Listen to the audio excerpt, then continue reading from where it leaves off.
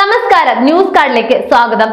സംസ്ഥാനത്തെ 58 ലക്ഷം സാമൂഹിക ക്ഷേമ പെൻഷൻകാർക്ക് നൽകാനുള്ള കുടിശ്ശിക തുക 4600 കോടി രൂപയിലേക്ക് കഴിഞ്ഞ ഓഗസ്റ്റിലെ പെൻഷനാണ് ഡിസംബറിൽ നൽകിയത്. സെപ്റ്റംബർ മുതൽ ഈ മാസം വരെയായി 6 മാസത്തെ തുക കുടിശ്ശികയാണ്. പിണറായി വിജയൻ മുഖ്യമന്ത്രിയായ ശേഷം ക്ഷേമ പെൻഷൻ കുടിശ്ശിക ഇത്രത്തോളം പെരുകുന്നത് ആദ്യമായിട്ടാണ്. സാമ്പത്തിക വർഷം അവസാനിക്കാൻ 1.5 മാസം മാത്രം ശേഷിക്കെ പദ്ധതികൾക്കുള്ള പണം പരമാവധി ചെലവാക്കാനുള്ള ശ്രമത്തിലാണ് സർക്കാർ. ഇതിനിടെ 6 മാസത്തെ ക്ഷേമ പെൻഷൻ കുടിശ്ശിക കൂടി കൊടുത്തു തീർക്കാൻ കഴിയില്ലെന്ന് ഉറപ്പാണ്. അങ്ങനെയെങ്കിൽ അടുത്ത സാമ്പത്തിക വർഷം ആരംഭിക്കുന്ന ഏപ്രിൽ മുതൽ പെൻഷൻ അതത് മാസം തന്നെ നൽകുമെന്ന് ബജറ്റിലെ പ്രഖ്യാപനം പാലിക്കാനാവാതെ വരികയും ചെയ്യും. ഈ മാസവും അടുത്ത മാസവുമായി 2500 കോടി രൂപയെങ്കിലും പദ്ധതി ചെലവുകൾക്ക് മറ്റുമായി ട്രഷറിയിൽ നിന്ന് ചെലവാക്കാനാണ് സർക്കാർ ലക്ഷ്യമിട്ടിരിക്കുന്നത്. എന്നാൽ കേന്ദ്ര കടമെടുപ്പ് നിയന്ത്രിച്ചത് തിരിച്ചടിയായി. പ്രതിസന്ധി കാരണം ഒട്ടേറെ ബില്ലുകൾ അടുത്ത വർഷത്തേക്ക് മാറ്റിവെക്കേണ്ടിയും വന്നു.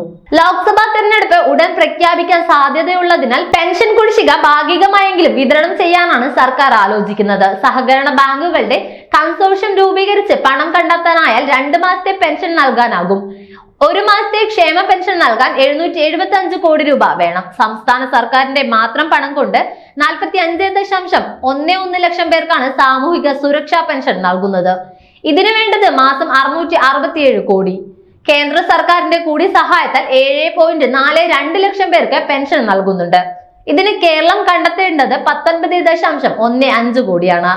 വിവിധ ക്ഷേമനിധി ബോർഡുകളിൽ അംഗങ്ങളായ 5.66 ലക്ഷം പേർക്ക് പെൻഷൻ നൽകാൻ 89.40 കോടി രൂപ വേണം. 1 വർഷത്തെ പെൻഷൻ വിതരണത്തിന് 900 കോടി വേണമെന്നാണ് ധനമന്ത്രി ബജറ്റ് പ്രസംഗത്തിൽ വ്യക്തമാക്കിയത്.